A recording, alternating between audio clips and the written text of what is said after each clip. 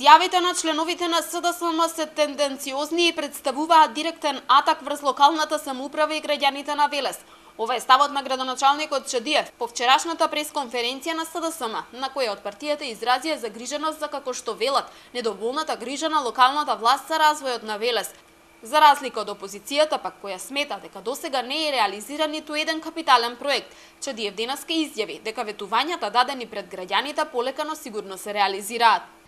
На вчерашната пресконференција со несоодветен вокабулар, со кој граѓаните беа симнувани, цитирам, од коњ на магаре, СДСМ и професорката Богоевска го допреа дното. Во борбата за политички поени, крајно е некоректно да се употребуваат вакви термини за нашите граѓани. Граѓаните многу добро знаат што се правиме за подобрување на нивниот живот и кои проекти се реализирани во нивен интерес. Зарем враќање назад е изградбата на фабриката Маркарт во индустриската зона Каласлари. Зарем враќање назад е вработување на 600 луѓе.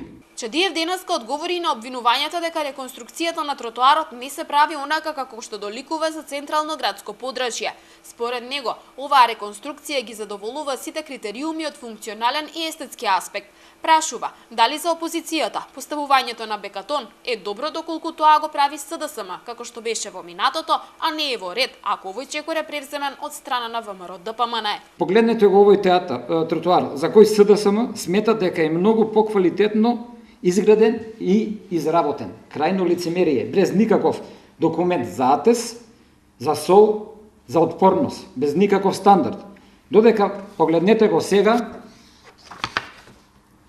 како изгледа тротоарот, каде што се застапени сите параметри. Еве ги, господа новинари, извештаите и резултатите за атест на бехатонот, за атест на елементите, за атест на ивичњаците кои што се поставени на овој тротоар. Дали за СДСМ и продавањето на сите плацови во индустриската зона Караслари е враќање назад, прашува градоначалникот, кој на своите политички противници им порача дека судот на крајот сепак ќе го дадат граѓаните на Велес.